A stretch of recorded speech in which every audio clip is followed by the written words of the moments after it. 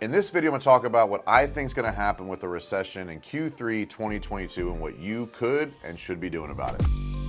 What's up, everybody? I'm Mike Claudio, owner of WinRate Consulting and host of the Big Stud Podcast. As always, I know for a fact 87% of viewers are not subscribed to my channel. I need you to do that. Stop promoting it. Just click subscribe.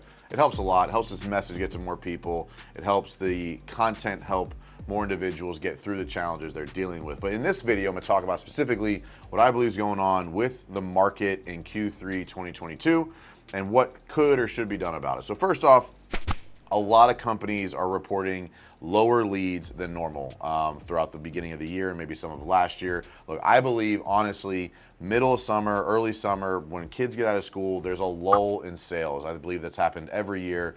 I was talking to a couple of business owners who looked at the last couple of years, and that late June, early July is typically somewhat slower with families getting out there, kids going, kids are back home, families going on vacations, things like that, so it is a lull. But that being said, I am very conscious of the fact of, is this just a low point, or is this what we consider the new normal? First off, if you're relying on leads from lead sources such as pay-per-click, Google, Facebook, any of that thing, I would suggest highly you implement some relationship building in your routine. So if leads are down right now and you have salespeople out there that are saying, I need more leads, I need more time, they have time right now to go build relationships. Building relationships is a longer term strategy, and realistically, leads are going to come back. If leads come back like they should, and you build those relationships at the same time, that doubles down on success over the next 12 to 18 months. And so right now, if in your business you're primarily lead sourced general and you are just giving leads to your guys, I would highly suggest implementing some in-person relationship building and referral partner creation so that you can double down on those things as things start to progress and grow. The second thing I would do is look at expenses, right? It's not uncommon for this type of drop in market, type of drop in a recession type look, especially increase in pricing on gas and groceries and inflation across everything else.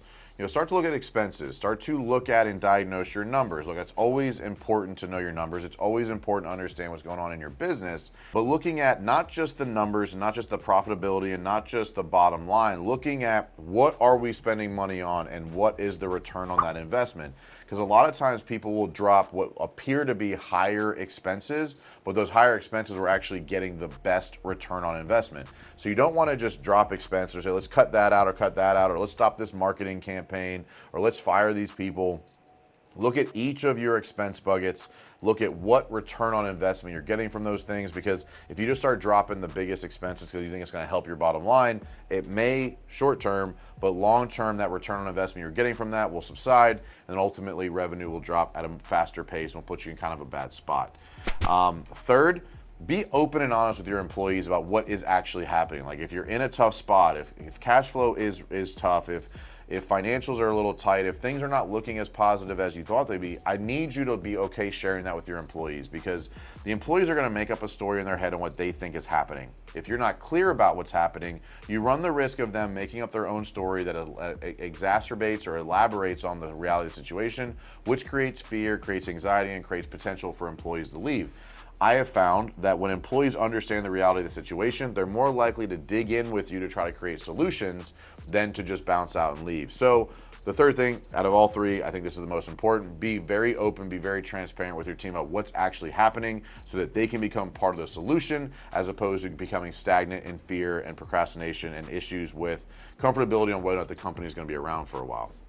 So those are three things. Look, there is more. First off, stay positive, build relationships, get out there. Second, know your numbers, understand where your return on investment is coming from. And third, be open and clear and honest with your team about what the reality of the situation is so that they can either, get off the ship and get out of the way and drop those expenses, or those employees who want to step up and dig in with you and be a part of the solution can help you accomplish the things you want to accomplish.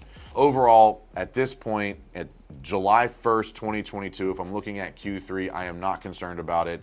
Might that change over the next 90 days going into Q4? Maybe, but I think every summer in home services, there's a lull in leads and a lull in opportunities, and I think it will come around. I think it will come back. I think people and consumer confidence and spending will improve throughout the rest of the year.